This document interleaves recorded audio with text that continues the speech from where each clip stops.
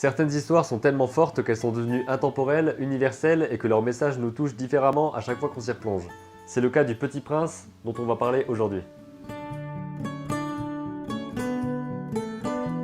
Le Petit Prince a été écrit et illustré par Antoine de Saint-Exupéry au début des années 40 et depuis que je suis tout petit, c'est une histoire qui m'a fortement marqué et inspiré. J'ai dû découvrir cette histoire lorsque j'étais vraiment tout jeune et je l'ai relue il y a peut-être 3 ans et je l'ai relue encore une fois récemment et à chaque fois j'y voyais des messages différents. Et c'est ce que je trouve le plus fascinant avec ce genre d'histoire, c'est à quel point elle peut faire écho à différents moments de notre vie et avoir une signification différente pour chaque personne, tout en ayant un message global, universel et des valeurs profondes ancrées dans cette histoire. Et je pense que je vais relire cette histoire régulièrement, peut-être tous les 5 ans, tous les 10 ans, et à chaque fois j'y verrai des messages différents qui vont me permettre de grandir à chaque fois, parce que c'est un livre qui peut sembler comme ça être un conte pour enfants très simple, en tout cas quand on est petit, mais plus on grandit et plus on le lit et plus on s'attarde un petit peu sur les sens qu'il peut y avoir à l'intérieur, plus on se rend compte qu'il y a vraiment beaucoup de philosophie et beaucoup de grandes leçons dont on peut apprendre. L'histoire du Petit Prince donne beaucoup de place aux rêves, à la simplicité de l'existence, aux questions qu'on doit se poser lors de sa vie, et ce qui me touche le plus dans cette histoire, c'est le fait que les grandes personnes sont bizarres quand même.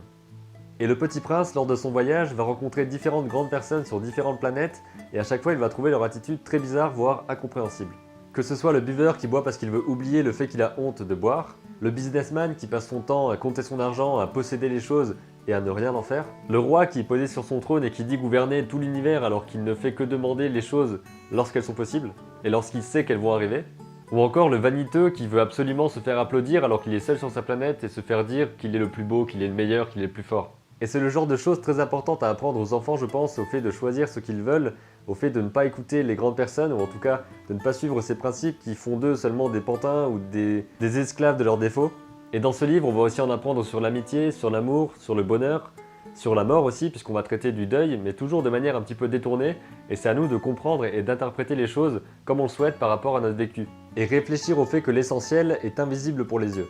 Et c'est l'une des phrases que cite Mark Osborne, le réalisateur de l'adaptation en film d'animation qui est sorti en 2015 au cinéma, en disant que c'était assez marrant de faire une adaptation d'un livre dont le message principal est de dire que l'essentiel n'est pas visible pour les yeux, et d'en faire un film de cinéma. Si ça vous intéresse, il y a des liens vers le making-of de ce film-là dans la description, et maintenant j'aimerais en parler parce que je l'ai vu récemment et qu'il m'a beaucoup plu. La très bonne idée du film, c'est de ne pas seulement raconter l'histoire du livre, mais de la raconter en tant que récit dans le récit. Je pense que c'était la meilleure façon d'adapter cette histoire au cinéma pour qu'elle soit parlante à l'écran et qu'il y ait quelque chose de plus par rapport au livre. On va suivre l'histoire d'une petite fille de 8 ans dont la vie est toute tracée. Sa mère a tout prévu, elle lui a fait un énorme tableau en disant tout ce qui allait se passer heure par heure, jour par jour, semaine par semaine, mois par mois, année par année, dans toute sa vie. Tout ça pour qu'elle puisse réussir. Et alors qu'elles vont déménager pour que la petite fille puisse entrer dans une école prestigieuse, elle va faire la rencontre d'un vieux voisin aviateur qui va lui raconter sa rencontre avec le Petit Prince. Vous remarquerez que je n'ai donné aucun prénom parce que tout simplement il n'y en a pas dans le film, et c'est l'un des points forts à mon avis, puisqu'on n'a pas besoin de savoir qu'elle s'appelle comme ci ou que le mec s'appelle comme ça,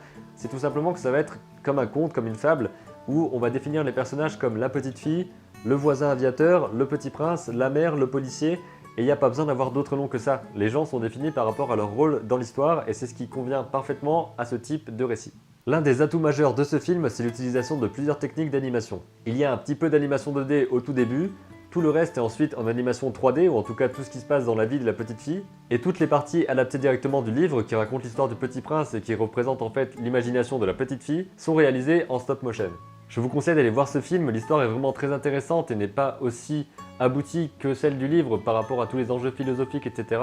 Mais ça permet vraiment d'avoir la matière et quelque chose qui est assez cohérent par rapport aux principes qu'il y a dans le livre, et ça c'est super intéressant, tout en mettant une histoire autour qui est aussi assez fascinante et drôle à suivre parfois. Et comme je l'ai dit, ce qui ajoute vachement au film, c'est aussi les techniques d'animation qui sont hyper abouties, et je pense que les séquences en stop motion sont mes séquences préférées dans le film. Ces scènes parviennent à être très subtiles, très belles et très poétiques, et il y a vraiment cet aspect texture et cet aspect papier qui se met à vivre, qui m'a vraiment fasciné, et j'ai envie de faire ce genre de choses un jour. Pour finir, je vais rappeler que cette histoire me plaît particulièrement par ses enjeux, par ses principes, et par toutes les leçons qu'elle peut donner, tout ce qu'on peut en apprendre en fait. Et c'est pas pour rien que cette histoire a été traduite dans plus de 200 langues et dialectes, des choses partout dans le monde ont été diffusées par rapport à ça, des livres, des films, des pièces de théâtre, plein de choses qui ont été adaptées, évidemment on peut pas tout voir parce qu'il y en a tout le temps qui sortent. Je sais qu'il y a aussi une série d'animation qui a été diffusée sur France 3 vers 2010 à peu près. J'avais vu quelques épisodes à ce moment-là mais ça ne m'avait pas vraiment plu parce qu'il y avait juste les personnages qui étaient réutilisés mais ça partait dans une histoire avec vraiment un méchant à combattre, etc.